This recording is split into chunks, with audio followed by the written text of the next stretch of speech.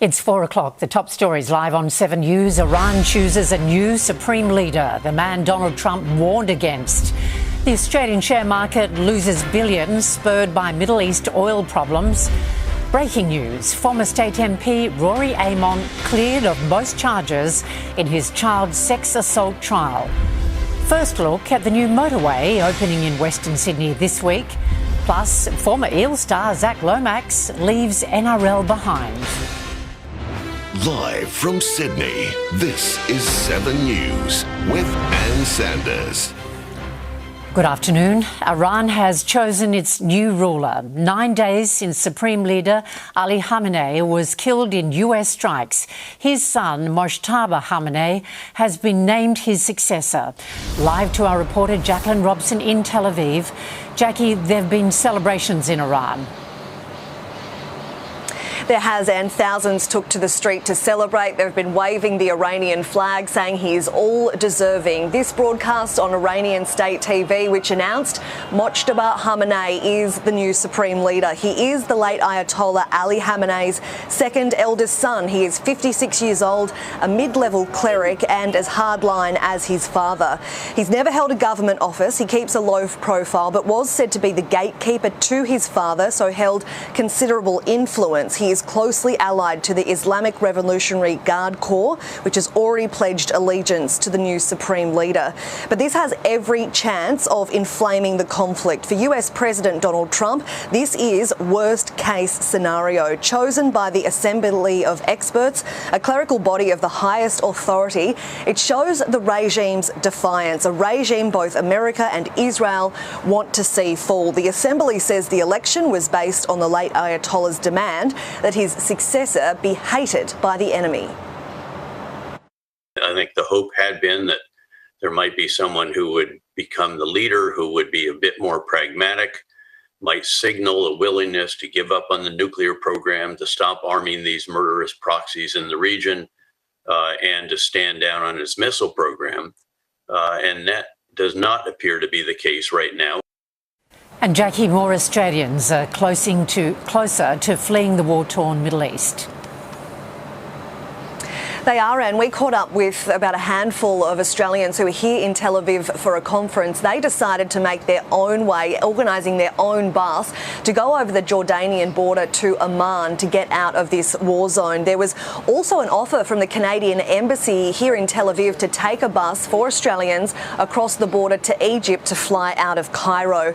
There was also 90 Australians who travelled out of Qatar by bus to Saudi Arabia, all of them trying to find airports that are more likely to fly amid the chaos of the missiles and drones that are flying around the Middle East. Overnight, family members of diplomats across the Gulf were told to leave the UAE because of this deteriorating situation. And it's one thing to get to those airports, it's another thing to find a flight that is not exorbitant. Jacqueline Robson joining us live from Tel Aviv. Thanks very much, Jackie. The US government has confirmed another American service member has died in the Middle East conflict. As Rob Scott reports, the US is warning Iranian civilians that it cannot guarantee their safety during military strikes. The Pentagon has confirmed today that the United States has now suffered its 7th casualty of this war with Iran. The service member who was badly hurt in an Iranian strike on a base in Saudi Arabia dying overnight. This coming just a day after Donald Trump oversaw the return of the bodies of the first 6 American soldiers who were killed. We're going to blow the hell out of these people. This regime is in a death row now. It is going to be on its knees. It's going to fall. And when it falls, we're going to have peace like no other time. The confirmation of this 7th fatality coming as the US military warns Iranian civilians the regime is now using heavily populated areas to launch drone and ballistic missile attacks. It says under international law, sites used for military campaigns like this lose their protected status and could become legitimate targets for counterstrikes. Warning, the US military takes every feasible precaution to minimize harm to civilians, but cannot guarantee civilian safety in or near facilities used by the Iranian regime for military purposes, insisting it does not intentionally target civilians, but it's urging ordinary Iranians to avoid those areas at all costs and stay home. This as Republicans, emboldened by the success of Operation Epic Fury, are predicting a step up in the level of joint US-Israeli action over the next couple of weeks. As this war now enters its second week, Donald Trump continues to insist the United States and Israel are doing the whole world a favour. And once this conflict is at an end, it'll be a much safer place. In breaking news, former state MP Rory Amon has just been cleared of 8 child sex charges. But the jury was unable to reach a verdict on 2 remaining counts, meaning he could face a retrial. Leonie Ryan was in court. Well, this trial started 18 days ago. The jury retired to consider those charges last Wednesday afternoon. This afternoon, they came back on 8 of them and were hung on the remaining 2. That's despite the judge telling them last Friday he would accept a majority 11-1, but the foreperson told the court they were deadlocked. Rory Amon was charged with rape, attempted rape, and committing an act of indecency on a child aged under 16. Anything to say? The former state MP and councillor for Sydney's Northern Beaches was alleged to have committed the offences on a boy who was 13 at the time. He was 27. It's claimed they first started chatting on a dating app before moving the conversation to Snapchat and eventually meeting up in 2017. Amon was found not guilty on counts 3 to 10, which included charges of rape, attempted rape and indecent assault, but the jury was deadlocked on 2 other counts, having sexual intercourse with a person between the ages of 10 and 14. Do you think the jury got it right? That means Rory Amon could still stand trial again on those 2 remaining charges. He'll return to this same court to be rearranged, where he'll enter his not guilty pleas, and the prosecution will give an indication where it plans to go from there. 2 men have been gunned down in Sydney's west. The 2 attacks were just an hour apart, but they aren't believed to be linked. As Sam Payne reports, one shooter is still on the run. Good afternoon. Well, it's been a wild night here in Western Sydney, with police responding to 2 shootings in just 1 hour. The first occurring here at Layla Park on Northcote Road just before 9 o'clock. Paramedics arrived to find a 29-year-old with a gunshot wound. He was rushed to hospital, where he now remains in a stable condition. Now, after extensive investigations, police arrested a 46-year-old man, but after 12 hours of questioning, he was released today as investigations are ongoing. That is pretty scary, because we live down the street and we got, parents, and I'm pretty sure there's kids there. The second shooting of the night was at Bass Hill just before 10 o'clock. It's understood a 25-year-old male was sitting in a car when another car pulled up beside him and opened fire.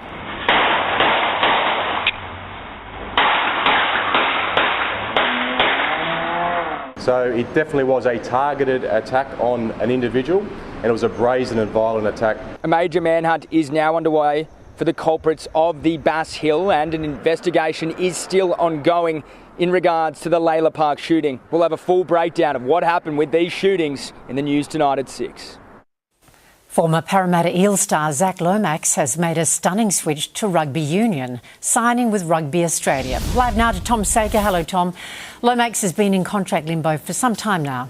Yeah, he has a whole rugby league off-season, and now he's done with the sport, at least for now. The winger broke his Parramatta Eels contract at the end of last season to pursue a stint at the Rebel R360 comp, then the Melbourne Storm. He's now bound for Perth to play for the Western Force in the Super Rugby competition, at least until the end of 2027.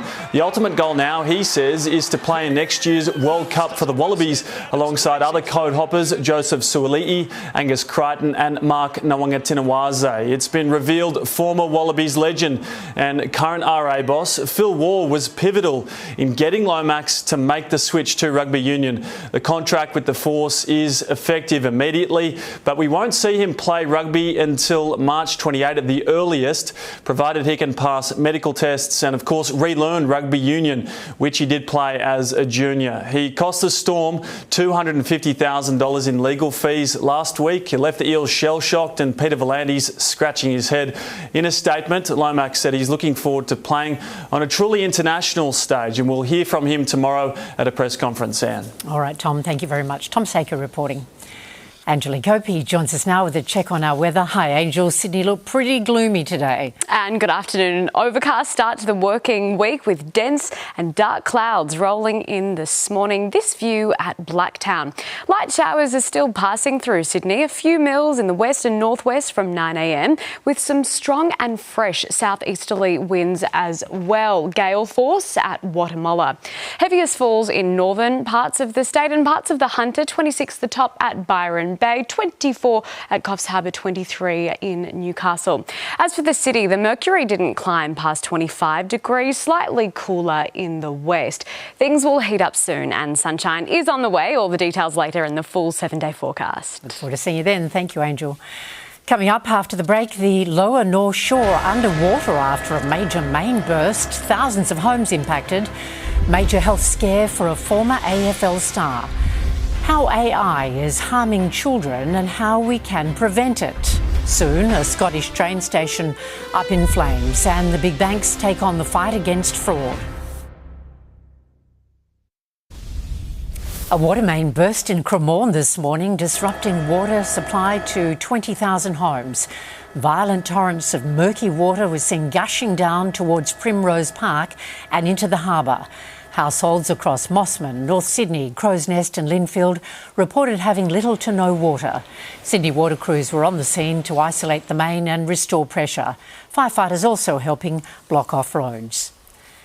Former AFL champion Sam Newman has been rushed to surgery and spent 10 days in hospital after suffering 2 mini strokes. The 80-year-old veteran broadcaster credits his wife with saving his life. Christy Mayer has more. Sam Newman has spoken out about the confusion he felt as he suffered 2 mini strokes, prompting his partner Sue Stanley to call an ambulance. This is no laughing about it, seriously. I think he had having a stroke.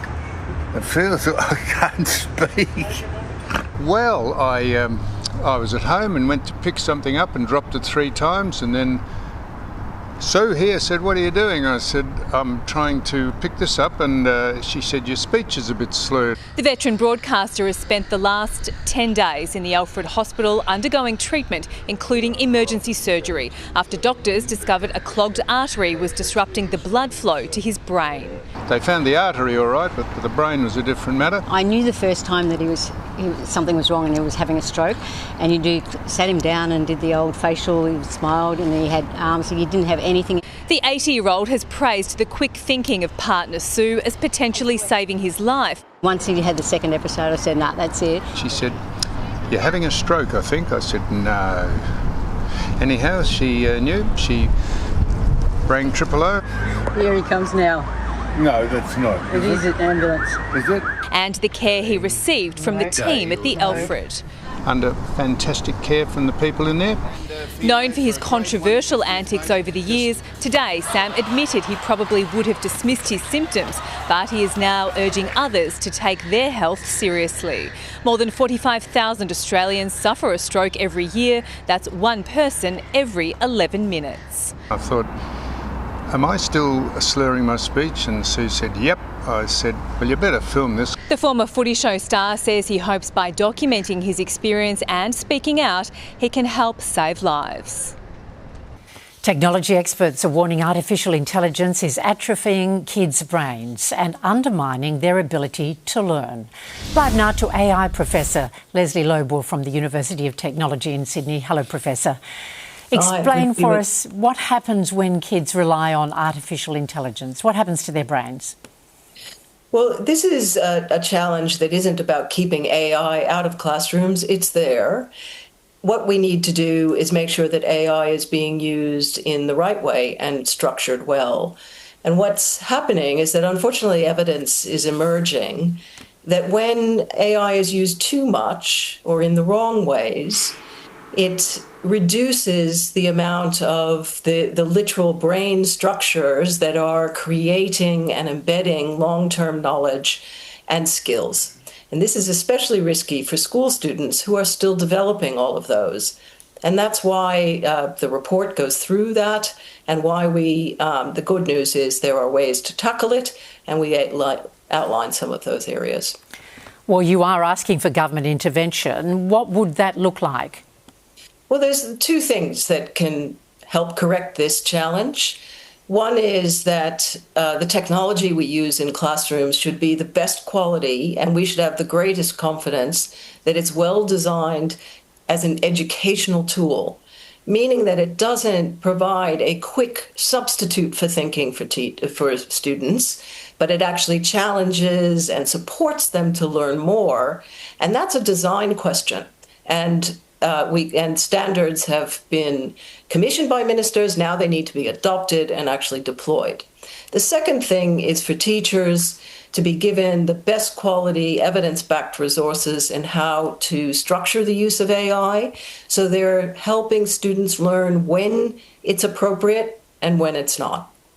Well, what about adults? People are not going to stop using this tool. What's the difference between a child using AI and an adult using it? Well, the biggest difference is we need to go through schooling to lay down that basic infrastructure that allows us to think and to understand for life. When we're adults, we still are susceptible to handing off quite a bit to technology, but we have the stores of knowledge in our memory that allow us to evaluate that information, to interpret that information, to apply that information. When you're learning it, you don't have those memory stores, and that's why it's so crucial for school students to get that strong foundation and to use AI in its appropriate ways. Professor Leslie Lobel from UTS in Sydney, thank you very much for your insight today. Appreciate your time. Thank you. Great, thank you. Still ahead on 7's Afternoon News, one of Australia's most famous landmarks now charging an entry fee. In sport with Matt White, the Rock who helped Angus Crichton reach a special milestone. And the Matildas upset at missing out on an easier route to Asian Cup glory. That's next. Tonight on 7 News, the Iran war really hits home. $100 billion wiped off the stock exchange. Ex-MP Rory Amont's huge court victory on child sex charges. Exclusive, a new $1 billion M6 headache. Cremorne streets flooded, drama from Mossman to Linfield, and the NRL on Zach Lomax's code switch. 7 News at 6. Time for sport now with Matt White, and there are high hopes for Zach Lomax. And some high praise today, and this is a really big story. Angus Crichton says the former Eels winger can be a big success in rugby union, where the two will play next year. As we heard earlier, Lomax signed a 2-year deal with Rugby Australia to play with the Western Force in Super Rugby after his bid to join the Melbourne Storm fell through. He put himself in that position, so I'm not going to say I felt sorry for him, but as a person, you do just have care for people, and I think he was in a pretty compromising position, but it's good to see that he's come out of it because he's a quality player. Crichton plays game 200 against his former club Souths on Friday. The 30-year-old says he never would have got there without the support of his friends, family and wife Chloe after his mental health issues in 2023. She pulled me out of the embers, and I owe a lot to her for sure. To be honest, I think it was the making of myself. I learned a lot about myself and a lot about who I am and what I'm capable of. Crichton played 55 games for the Bunnies. It's fair to say Wayne Bennett doesn't like the idea of South Sydney fans storming the field when Alex Johnson breaks the all-time tries record, like what happened when Swans legend Buddy Franklin kicked his 1,000th AFL goal. It's not our game. No comprehension why it should happen. So let's not encourage it. Let's make sure it doesn't happen, and be respectful for the game and for him and all the guys that play the game. One try off equalling Ken Irvine's mark of 212. Johnson's a chance to break the record against the Roosters at Allianz Stadium on Friday night. The Giants say they are still AFL Premiership contenders, despite many writing them off due to a bulging injury list. The Giants upset the Hawks in opening round, reversing the result from last year's finals, embracing their underdog tag. Guys step in and play unbelievably, so I think that just creates for the whole year now good competition within sport. Our young group, and hopefully we can continue to push our highly experienced players to play a bit better. The Giants face the Bulldogs on Saturday. The Matildas face a tougher path to Asian Cup glory after a 3-3 draw with South Korea at Accor Stadium last night. The Aussies needed a win to clinch top spot in Group A and remain in Sydney, but instead they're heading to Perth to face China or North Korea in Friday's quarter-final. In tournaments, we all want it to go perfect. We all want it to go fantastic, and there's always a little hiccup along the way. In the end, we still haven't lost the game. The Matildas could be without vice-captain Steph Catley for concussion protocols after she was struck in the head by a ball. India has won the T20 World Cup for a record third time after thumping New Zealand by 96 runs in this morning's final. The tournament co-host scored 5 for 255. That's the highest total ever in a men's final, before then dismissing the Black Caps for just 159. Taken in the deep. Ninth wicket goes down, and it's all done. The first team to defend their title, India has now won 3 straight white ball World Cups. And Manly's Ben Tudhope claimed Australia's first medal at the Milano Cortina Paralympic Winter Games. Just days after carrying the Australian flag at the opening ceremony, the 4-time Paralympian won silver in the snowboard cross, all with a dislocated shoulder. It adds to the bronze medal he won in Beijing 4 years ago. There was a small expectation of medaling here, and so, to get that dream done and dream come true is absolutely amazing. Tudhope is also competing in the bank slalom competition. Tough hope, I reckon, with a dislocated shoulder. I'm still reeling. I'm still reeling after Oscar Piastri yesterday. Help me through the rest of it. How disappointing is that? I know. Listen to the news instead. Okay. All right. The top stories are next on Sydney's Afternoon News on 7, including the market takes a tumble, billions of dollars wiped off the ASX, Sydney's new link to the Western Sydney Airport, and it's about to open. A new fee to see a great Australian landmark, and the Duke and Duchess of Sussex confirm their trip down under. Live from Sydney, this is 7 News with Ann Sanders. Welcome back. We'll have the latest from the Middle East war in a moment. Also making news today, a former state MP has just been cleared of 8 child sex charges. The jury is hung on 2 remaining counts. 2 men have been gunned down in shootings in Laylaw Park and Bass Hill overnight, although police don't think they're connected. A water main has burst in Cremorne, disrupting water supply for 20,000 homes. Plus, former Eel star Zach Lomax has switched codes and signed with Rugby Australia after months of contract confusion. Iran has selected its new supreme leader, naming Mojtaba Khamenei. He's the son of former Ayatollah Ali Khamenei, who was killed during strikes on his compound in Tehran. Donald Trump has been against the appointment of his son. He's a cleric, but really he's more of an intelligence person more than anything else. He's very close to the Revolutionary Guards. He is one who believes in the use of force against both domestic opponents and foreign adversaries. And the families of Australian diplomats in the United Arab Emirates are being warned to leave in what our Foreign Affairs Department is calling a deteriorating security situation. It's been a brutal day for the Australian share market, raising nearly $120 billion today in its sharpest sell-off since early in the COVID pandemic. The Iran conflict and the resulting surge in oil prices have supercharged economic concerns. Here's National Security Editor Tim Lester. What happens when the world loses confidence in the supply of oil? Well, we're watching it right now. As the year began, about $60 a barrel. Then, as Middle East tensions grew, climbing, today the price of oil has gone vertical to about $110 a barrel, with markets not confident that the Iran conflict will resolve quickly. This is the kind of scenario that's been war gamed since the 1970s. Australian oil analyst Saul Kavanagh speaking from Tokyo on the perfect storm around energy as the Iranian regime, in a fight for its existence, blocks the channel that typically delivers 20% of exported oil. So what might rise with rocketing oil? Food prices in particular are something that is going to be hit here, not just because of the increasing price of oil, but the increasing price of fertiliser. Literally, our farmers have nothing left in the tanks on their properties, which means they can't run their tractors, they can't go and produce your food and fibre. Energy Minister Chris Bowen says Australia has up to 5 weeks of fuel in reserve. Every single expected delivery of petrol, diesel and jet fuel has arrived on time, on schedule, as expected. There's absolutely no reason for panic anything. Panicking, full stop, panic buying or panic anything. We don't have to worry about panic buying, there is no fuel. Barnaby Joyce referring to farmers who've been told they won't be getting diesel orders and some regional service stations running dry. The Energy Minister says it's a fear-driven spike in demand, supply is fine. Others say successive governments have failed to build proper fuel security in Australia, and the Iran conflict is about to stress our reserves like never before.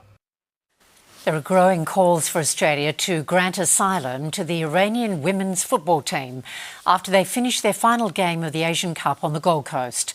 Overnight, hundreds of protesters tried to block their team bus from leaving. Michael Hammond reports. Good afternoon. The team remains holed up here in their Gold Coast hotel, their tournament over and their futures deeply uncertain. There were chaotic scenes last night as the Iranian women left Rabina Stadium following their Asian Cup loss to the Philippines. Demonstrators surrounding the team bus chanting, "Let them go and save our girls." Police were forced to push the crowd back with several protesters tackled. The rally reflecting growing fears for the players' safety if they return home. Some players on board were also seen to be making hand gestures, interpreted by some as cries for help. If they go back, they will kill them.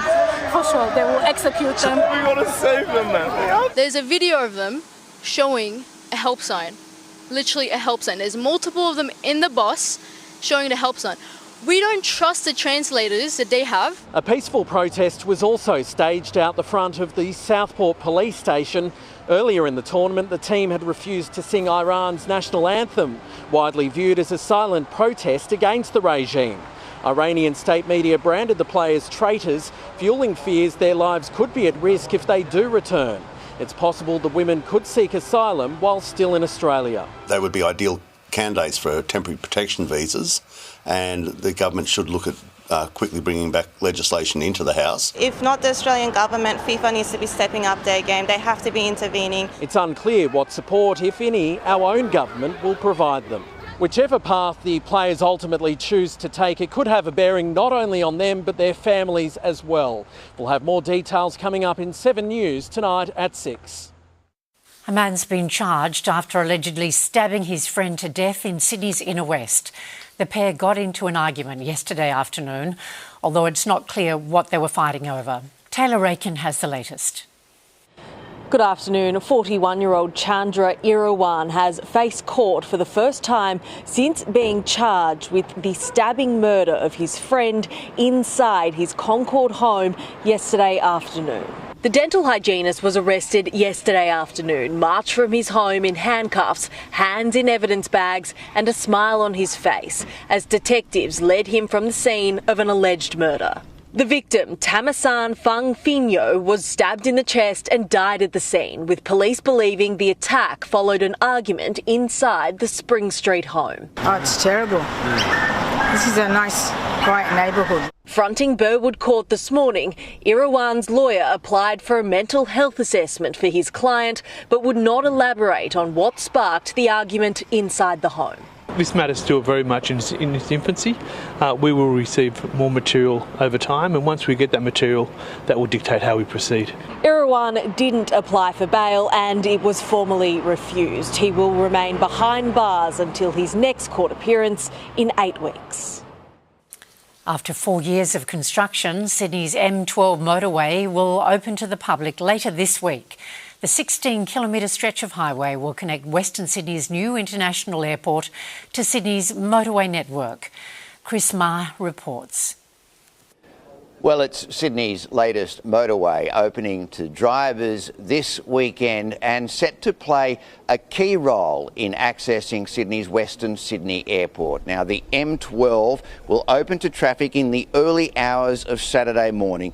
The 16-kilometre toll-free motorway connects Elizabeth Drive in the east to Northern Road in the west. The motorway, with a 100 km/h speed limit, is expected to cater for 25,000 vehicles a day, taking pressure off local roads. This has been a significant commitment to the people of Western Sydney to really build the infrastructure, not just for today, but for the future. It's opening ahead of the first flights to the new Western Sydney Airport. Now that's cargo flights in July, passenger flights later in the year. With the rail link to the airport not ready until late next year, getting to flights by road will be the only option. First vehicles using the M12 this weekend, but it won't be connected to the M7 until mid-year. We'll soon have to pay for a look at one of Australia's best-known landmarks, with an entry fee on the way for the famed 12 Apostles. Rochelle Brown reports from the Great Ocean Road. Right now, anyone can take in the iconic landmark for free, but soon visitors will be subject to a tourist tax. It's unclear at this stage how much they will be charged. The state government says the fee will be determined following a consultation period with local councils and businesses, and locals will be exempt. A booking system will be introduced to manage visitor numbers and guarantee parking at peak times. The funds will be collected to maintain landmarks and visitor facilities along the Great Ocean Road. Every single dollar will go back into the Great Ocean Road. So steps going down to access beaches or toilets or life-saving club upgrades or car parking. We want to make sure the Great Ocean Road is there for the next 100 years. We cannot be the generation that lets it fall away. Because the Allen Labor government has mismanaged the books, mismanaged the budgets for a decade, Victorians are now going to have to pay an admission fee. More than 6 million tourists visit the Great Ocean Road each year. 2 million of them visit the 12 Apostles, though there are just 7 of the limestone stacks remaining due to erosion. Similar fees are in place at attractions overseas like Rome's Trevi Fountain and at several popular Australian destinations, including Uluru, the Kosciuszko National Park and Tasmania's Wineglass Bay Lookout. The fees are likely to coincide with the opening of the new $126 million visitor centre at the end of the year. Home and away fan favourites Brax and Ricky are making their highly anticipated return to the show. The much-loved pair are back a decade after they drove off into the sunset. It's just cool to see where they are 10 years down the track and whether they can get sucked back into the old ways. It was exciting to shoot, and I think people are really going to enjoy it. The special episodes won't be in Summer Bay. Instead, they'll show off the stunning landscapes of Western Australia. Still ahead in Sydney's afternoon news on 7, a Scottish train station burns down, the city stops. Bank Saviour, the feature that may have already saved you from being scammed. And it's 32 degrees in Coonamble, north of Dubbo. We'll have your full forecast coming up soon. A huge fire has ripped through Glasgow's central train station, destroying historic buildings. An explosion at a vape shop is believed to have sparked the inferno that engulfed Scotland's busiest station. Dozens of train services have been cancelled and the railway is closed until further notice. 2 so-called doomsday fish have washed ashore in the Mexican city of Cabo. The giant oarfish is rarely seen by humans because they live so deep in the ocean. Some people believe they herald a tsunami or earthquake, but that's a myth. The sea serpents were returned to the ocean, where they swam away. A surge in the price of oil has dragged the local share market to its steepest losses in almost a year. Michael McCarley from ING Bank has the details. Good afternoon. The Aussie share market had its worst session since April, plunging 252 points or nearly 3% as the price of oil skyrockets to well above $100 a barrel. It comes as the Strait of Hormuz, crucial for a fifth of the world's oil supply, remains effectively closed as the conflict between the US and Iran intensifies. The sell-off wiped about $90 billion off the ASX 200, extending on last week's heavy losses, with the market now down 7% since just Monday. One of the only positives was that it could have been worse. The ASX had fallen over 4% around lunchtime, which would have been its biggest wipeout since COVID-19 in 2020. Every sector finished in the red today, except energy stocks after oil climbed to its highest levels since Russia's invasion of Ukraine. Global oil and gas supplier Santos rallied 2.5%. Materials was the worst performing sector, led by a 5% drop to mining giant BHP after iron ore stockpiles in China hit a record high. It was a sea of red for technology stocks, while the major banks added to market losses, with ANZ down 2%. And in currency markets, the Aussie dollar has regained some ground and is currently buying about 70 US cents. Our 6 p.m. news is coming up with Angela Cox and Mark Ferguson. Hi, Ange. What's on the program? Hello, Anne. Tonight, exclusive details deep underground in Sydney's south. A 7 News investigation reveals a new billion-dollar headache for the disastrous M6 tunnel. Almost 2 years after a giant hole opened up, the sinking feeling has returned. The rising cost, redesigns, and now fears workers could walk away altogether. Ex-state MP Rory Amon's big court win found not guilty of most of the child sex charges against him, but there is a chance he could be retried. Also tonight we speak with the latest Australians to escape the Middle East in buses out of the danger zone. A round of golf, unlike anything you've seen, the fairways are dusty and the greens are oil sand, but the scenery is strangely spectacular. Find out which footy star stole the show. And the Sydney hotel with harbour views, but this accommodation is saving lives. And we will have all of that and plenty more for you in Sydney 7 News at 6. See you then, Ange. Thank you. Banks say they're making strides in the fight against fraud. A security feature rolled out last year is gaining popularity, designed to prevent risky transfers. Our Consumer Affairs editor, Georgia Holland, reports. Good afternoon. Thousands of Australians have been stopped from sending money straight to scammers. Confirmation of payee is used by 82 financial institutions, covering more than 140 million bank accounts. When a customer makes a first-time payment using a BSB and account number, the security feature checks if those details match and warns if they don't. It was introduced in July and has now been used more than 100 million times, and it's working. One bank has reported that over 450,000 transactions have been stopped because a customer's received a no-match result. In one case in regional New South Wales, a customer went into a Greater Bank branch to pay a concreting deposit of $6,000. But when the business details didn't match, staff ran an ABN search, and when that looked off, they didn't make the payment. And lucky too, because it turns out it was a scam.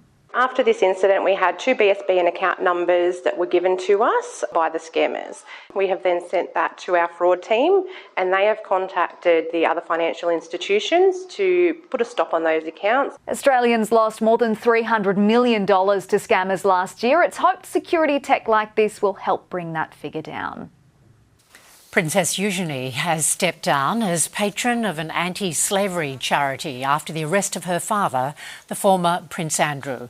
The 35-year-old spent 7 years lending her support to Anti-Slavery International, the world's oldest human rights organisation. Andrew Mountbatten-Windsor is being investigated for his ties to sex offender Jeffrey Epstein. There's no suggestion Eugenie is involved. Prince Harry and Meghan have confirmed they'll return down under this year, 7 years since their first Australian tour. The Duke and Duchess of Sussex will reportedly undertake a number of private business and philanthropic engagements during their visit next month. It's believed they'll head to Sydney and Melbourne. Coming up next in 7's Afternoon News, Angelique Opie will be here with your latest forecast across Sydney and around the country. On 7 News, the Iran war really hits home. $100 billion wiped off the stock exchange. Ex-MP Rory Amon's huge court victory on child sex charges. Exclusive, a new billion-dollar M6 headache. Cremorne streets flooded drama from Mossman to Linfield, and the NRL on Zach Lomax's code switch. 7 News at 6. Time now to check our weather forecast with Angelique Opie. Hi there, Angel. More showers ahead? And it is looking like a grey day tomorrow, but Wednesday clear skies should return. Poor visibility in the city, drizzly too. It's currently 22 degrees and feels about a degree warmer. Picking up the satellite image, this coastal trough has brought on unsettled conditions with scattered showers up and down the coast. It's slowly weakening. Onshore winds also leading to rain. Elsewhere, a ridge of high pressure is promoting settled conditions, but this low will move over to Norfolk Island. A severe weather warning is in place there, and a trough moving over the Bight will approach the west of the state mid this week. As for around the country, Darwin 31, Brisbane a shower or two, Canberra 29, Adelaide sunny 32 degrees, cloud clearing in Melbourne, Hobart a late shower, Perth partly cloudy and 25. In Sydney tomorrow 27 is the forecast top, a medium chance of showers in the morning and afternoon, light winds, rain passing over the west to 28, but then a clear and warm Wednesday, 30 degrees in the city, 32 in the west. A sunny morning Thursday before a chance of rain. Friday drizzly, but the weekend should be clear and warm. Monday partly cloudy, temperatures above 30, but a possible chance of showers in the west, and we will have more local weather details in the news at 6. Thanks, Angel. Have a very happy birthday. Our hot shot today is a stowaway quoll. The Lyons family travelled from Cairns to Dubbo, and when they arrived, they realised they'd accidentally brought little Smudge along with them. The family took him along to Taronga Wildlife Hospital in Dubbo, and he's since been released back into the wild near Cairns. And that's our 4 p.m. news for this Monday. Your next bulletin is 7 News at 6. I'm Ann Sanders. Stay with 7 now for the Chase Australia. Thank you for joining us. I hope you have a great night.